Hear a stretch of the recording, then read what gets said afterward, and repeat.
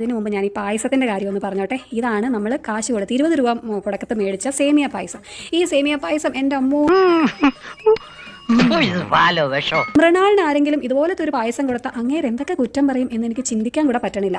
അത്രയും ഫ്ലോപ്പായിരുന്നു ഈ പായസം. കേരളത്തിലെ സകല ഹോട്ടലിൽ പോയി കുറ്റം പറയുന്ന മൃണാളിന്റെ ഹോട്ടലിൽ കുറ്റം വല്ല ഉണ്ടോ എന്ന് നോക്കാനാണ് ഇന്ന് നമ്മൾ പോകുന്നത്. എന്റെ കർത്താവേ, ഈ ഇന്ത്യ മഹാരാജ്യത്തിലെ സകല മാരണങ്ങൾ ആദ്യമായി വന്നു കയറുന്നത് ഈ കരയിലേക്കാണല്ലോ. നിന്റെ സമയം ഇപ്പൊ ഏകദേശം ശരിയായി വരുന്നുണ്ട്.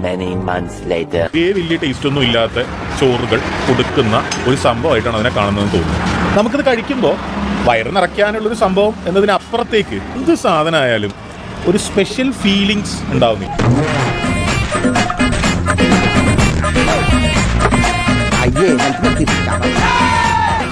വേറെ ചില റെസ്റ്റോറൻറ്റുകളിൽ പോയി ഭക്ഷണം കഴിക്കുമ്പോൾ ആത്മഹത്യാ ടെൻഡൻസി ഉണ്ടാവുന്നു. അതായത് ഇനി ജീവിക്കണ്ട എന്ന് തോന്നിപ്പോകുന്നു. ഇവിടെ പോയപ്പോൾ എനിക്ക് ആ ഒരു കൈൻഡ് ഓഫ് ഒരു ഫീലിംഗ് ആണ്. വെറുതെ കളയണ്ടെന്ന് വെച്ച് തിന്നെയാണ് എനിക്ക് അത്ര പിടിച്ചിട്ടില്ല.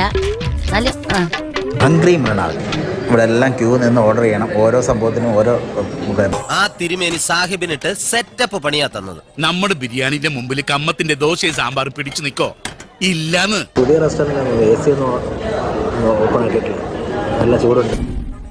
ഇഡ്ലി, ദോശ, ചമ്മന്തി, സാമ്പാർ, ചിക്കൻ, മട്ടൻ, കട്ടൻ, fish fry, fish molee, fish roast, mutton biryani, chicken biryani, egg biryani, veg biryani, കരിമീൻ, നെയ്മീൻ, പൂമീൻ, നെയ്മീൻ, ചാളക്കറി, അയലക്കറി, ബീഫ്, പൊറോട്ട, ചപ്പാത്തി, മസാല വെച്ച് നേരത്തി, വട, പത്തിരി, ഉണ്ടമ്പരി, സവാളയുടെ സുഖം, മേൽപ്പറഞ്ഞ കടികളൊന്നും ഇവിടെ ഇല്ല. ടേബിളിലൊക്കെ മൊത്തം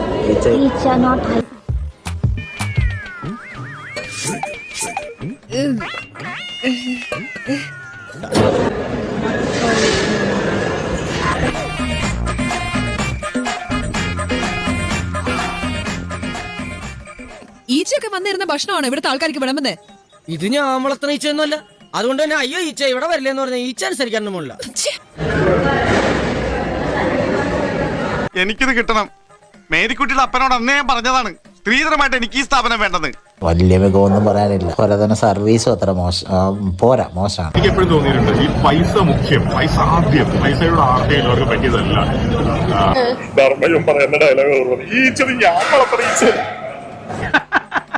എടോ, വീട്ടിലെ കാരണവർക്ക് അടുപ്പിലുമാവാം. പക്ഷേ കുറച്ചും കൂടെ ചൂട് വേണം. കുറച്ചും കൂടി അല്ല, ഇച്ചിരി ചൂടോടെ ഭക്ഷണം കൊടുത്താൽ നല്ലതായിരിക്കും.